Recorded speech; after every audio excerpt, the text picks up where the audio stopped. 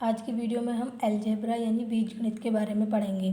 तो इसके लिए आपको सबसे पहले दो चीज़ों के बारे में पता होना चाहिए, एक तो कांस्टेंट और एक वेरिएबल, यानी कि एक अचर और एक चर।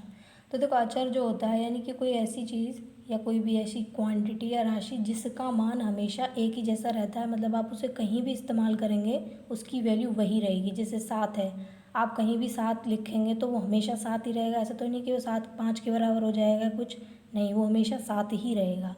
लेकिन हमने कुछ वेरिएबल्स बनाए हैं अलजेब्रा में, वो हमने इसलिए इस्तेमाल किए क्योंकि हमें जगह जगह पर इनकी ज़रूरत पड़ी। तो ऐसी चीज़ें जिनका मान जगह जगह पर जाके बदलता रहे वो हो जाते हैं हमारे वेरिएबल्स। तो जैसे हमने देखो त्रिभुज के क्षेत्रफल के हमने एक फॉर्मूला बनाया, 1/2 गुणा लंब गुणा आधार।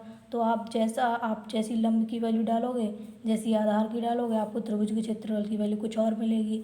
अगर मैं यहाँ पर लंब को 4 ले लूँ, आधार को 8 ले लूँ, तो मुझे यहाँ पर क्षेत्रफल मिल जाएगा 16। अगर मैं इन दोनों को चेंज कर दूँगी तो उसका त्रिभुज का क्षेत्रफल भी चेंज हो जाएगा। तो यानी ऐसी वैल्यूज़ जो चेंज होती रहती हैं, लेकिन कांस्टेंट क्या है, वो हमेशा एक जैसे रहते हैं। तो अलजेब्रा में इन दोनों चीज़ों की हमेशा बात होती है। इसी तरीके से हमने इनको बहुत सारे मानते हैं, कहीं एक्स है, वाई है, जेड है, ए बी पी क्यू, आप सारे अल्फ़ाबेट्स भी इस्तेमाल कर सकते हैं, वो सब वेरिएबल्स ही होंगे। अब क्या होता है, तो अलजेब्रा में जब आप कॉम्पिटिटिव एग्ज़ाम्स में जाए क्वेश्चंस जो आते हैं उसमें आपको कुछ फॉर्मूले हैं वो आपको याद होने चाहिए। तो उसके लिए मैं कुछ फॉर्मूले लिखती हूँ, आप उन्हें याद कर लीजिएगा। देखिए, सबसे नॉर्मल से जो फॉर्मूले हैं, सबसे पहला तो यही आता है a+b का होल स्क्वायर क्या होता है, यानी कि a² + 2ab + b²। अगर ये a+b की जगह a-b हो जाता है तो ये बीच वाला टर्म सिर्फ माइनस हो जाता है, बाकी सेम रहता है, यानी a² - 2ab प्लस का b²। एक और फॉर्मूला होता है a² - b² जो होता है वो a+b और a-b इन दोनों के मल्टीप्लाई के बराबर होता है।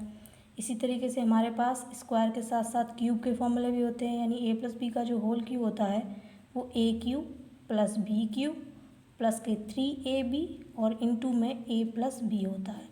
इसके साथ ये a-b का भी होल क्यूब होता है, यानी कि a³ - b³ माइनस के 3ab और a-b, यानी कि प्लस वाले में सारे टर्म प्लस के आते हैं और माइनस वाले में सारे टर्म माइनस के आते हैं। इसी के साथ क्यूब में आपके ये फॉर्मूले और होते हैं, a³ - b³, ये होता है a - b a² + b² plus का ab।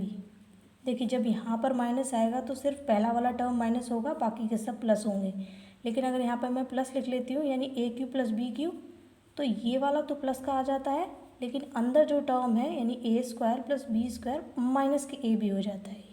बस आपको इतना सा छोटा सा अंतर याद रखना होगा।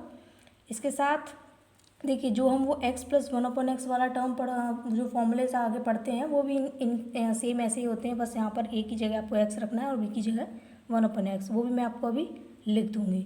इसी के साथ एक बहुत फेमस फार्मूला है जो एग्ज़ाम में बार बार रिपीट होता है, a³ + b³ + c³, जो माइनस के 3abc और इक्वल में चलता है a + b + c ब्रैकेट में a² + b² + c² माइनस का ab - bc और -ca। ये थोड़ा चेंज होके और भी आप इसे किसी भी फॉर्म में लिख सकते हैं। इसके साथ स्क्वायर वाला एक और फॉर्मूला होता है कि a + b + c का जो होल स्क्वायर होता है वो a² + b² + c² प्लस का 2ab + bc + c। तो आज के लिए आप इतने ही फॉर्मूले इसको याद करें, कल मैं इनसे रिलेटेड क्वेश्चंस भी लेके आऊँगी, इसके साथ जो x + 1/x और इस तरीके के और फॉर्मूलेज होते हैं उन्हें भी लेकर आऊँगी। Thank you.